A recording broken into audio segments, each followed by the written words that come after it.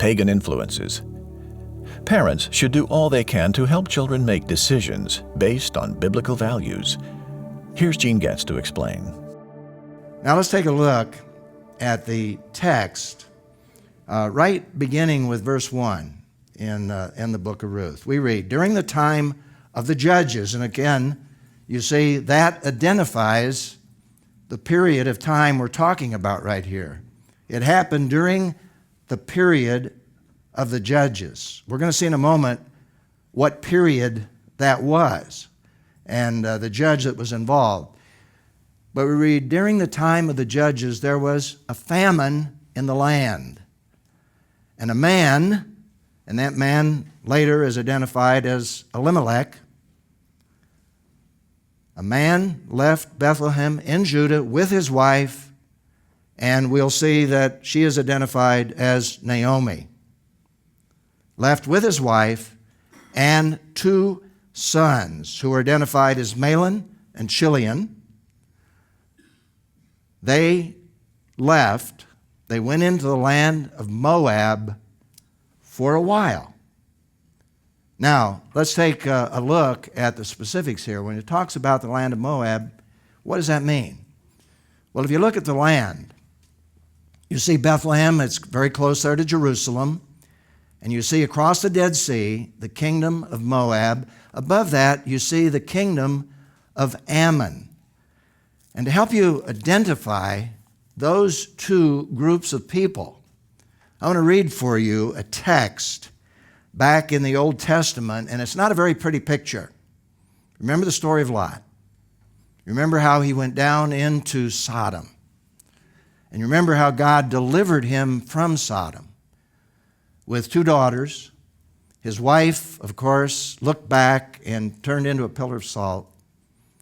And then we read about something that was very unfortunate and very immoral, but it's a reflection of what was happening in Sodom and how the influence of Sodom had impacted these 2 daughters and Lot himself.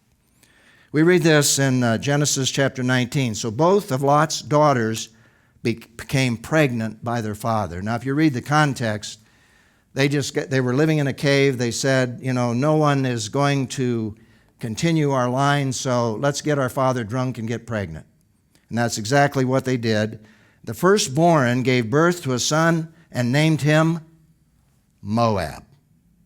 And that's where the Moabites came from, the kingdom of Moab. It also says he is the father of the Moabites of today. The context, of course, at that time. The younger also gave birth to a son, and she named him Ben-Ammi. And he's the father of the Ammonites of today. So if you look above the kingdom of Moab, you have the other child that was born, which gave birth to the kingdom of Ammon. So here in this particular text, it says they left Bethlehem and went into the kingdom of Moab. So that gives you a geographical and somewhat of a historical perspective on what is happening here. Now, notice it says this was a time when there was a famine. Now, let me give you the context in Judges. Let's go to Judges chapter 6. We looked at this a couple of weeks ago when we noticed what happened when God raised up Gideon. And here's the passage in Judges. The Israelites did what was evil in the sight of the Lord. And of course, as we saw in the book of Judges, that was a cycle. They did what was evil in the sight of the Lord. They were dominated and controlled by their enemies. They cried out to God. They were delivered. Again and again, this happened. And here is one of those events. The Israelites did what was evil in the sight of the Lord. So the Lord handed them over to Midian 7 years, and they oppressed Israel. Now we're going to see it was during this 7-year period sometime where Elimelech and his family left Bethlehem and went to Moab. And notice why they left. Well, it says because of Midian, the Israelites made hiding places for themselves in the mountains, in the caves, the strongholds. And so Israel became poverty-stricken because of Midian, and the Israelites cried out to the Lord. So basically what happened was that Elimelech and Naomi and his family were impacted by the Midianites. They were part of this poverty-stricken situation, and so they decided to leave Bethlehem, where they were being persecuted by the Midianites, and go to the land of Moab. Now that gives you the background in relationship to what is happening in this particular situation. Now let's continue now, going back to the passage in Ruth, and let's pick up with chapter 1 again, where we left off in the flow of the text. Naomi's husband Elimelech died, and she was left with her 2 sons. Now this is after they had gone down into Moab.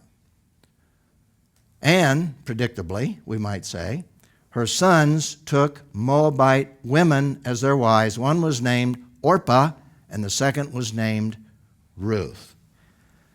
Now, what happened is that this created a very, very difficult situation for Naomi.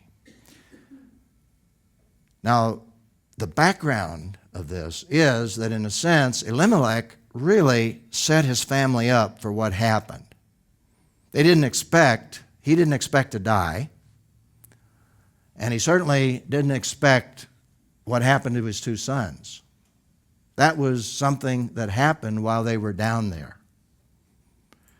But here they are among the Moabites. And it's interesting that if you go back into Deuteronomy, you see that at one point in time, they hired Balaam to pronounce a curse on Israel. That's not a very good environment in which to find yourself. In fact, in Deuteronomy chapter 23, we read, "No Ammonite or Moabite," this was a judgment on them, "may enter the Lord's assembly. None of their descendants, even to the 10th generation, may ever enter the Lord's assembly." Why? This is because they did not meet you with food and water on the journey after you came out of Egypt, and because Balaam, son of Beor, from Pethor in Aram Naharaim, was hired to curse you. There was a curse on these people because of the way they treated the children of Israel. Now, secondly, not only had they hired Beor and got involved in this situation, we also know from other scriptures that they actually worshiped a false god, Chemosh. And at times, they actually offered human sacrifices to appease this false deity. You read about that in 2 Kings chapter 3, verses 27. Now, you see what happened. When they left Bethlehem, they actually went into a pagan environment, into a culture that was pagan. It was filled with idolatry. They weren't worshiping the God of Abraham, Isaac, and Jacob. These 2 sons, predictably, intermarried, pagan wives, and all of that is obviously, I said, predictable. And beyond what we would say is predictable. Not beyond what is predictable, it is predictable. And so consequently, we have a difficult situation occurring here, and Naomi is left in a very, very difficult situation. And we're going to look at what happened, but it's interesting if you go into the New Testament, you see some fascinating correlations, some warnings in this particular situation. 1 Corinthians chapter 8, where Paul is writing to a group of believers who came out of paganism. They were living in a very pagan city, the city of Corinth. It was one of the most evil, immoral cities in the whole New Testament world. Prostitutes were worshipped. 1,000 prostitutes would descend from the mountain into the city. The people of the city and those who traveled, it was a seaport, engaged in horrible immorality, idolatry, And these people were converted out of this pagan environment. And so Paul wrote to them because they had some serious problems. And one of the things he said is about eating food offered to idols, then, we know that an idol is nothing in the world and that there is no God but one. We know that is true. You've heard that is true. We've taught you that it is true. And then he says, for even if there are so-called gods, and they're not real gods, but if they were, whether in heaven or on earth, as there are many gods and many lords, meaning people who claim to be gods, or false gods, or they worship false gods, or call them lords, which Paul said are really non-existent in terms of reality. They're existent in terms of being worshiped. But yet, for us, there is one God, the Father. And all things are from Him, and we exist for Him. And there is one Lord Jesus Christ. All things are through Him, and we exist through Him. Now, what he's addressing there is the fact that a lot of these people converted out of this paganism, gravitated back to this paganism because they were used to going into these temples and having these meals. And they were really associated with orgies and immorality to false gods. And so once they became Christians, some of them still gravitated going back into these temples to even buy food. But in being there, they subjected themselves to immorality. They subjected themselves to an environment that would drag them down, that would also create an offense for others. And so Paul is addressing this issue of being involved and being influenced by paganism even as Christians. And we have to be very much on guard against that.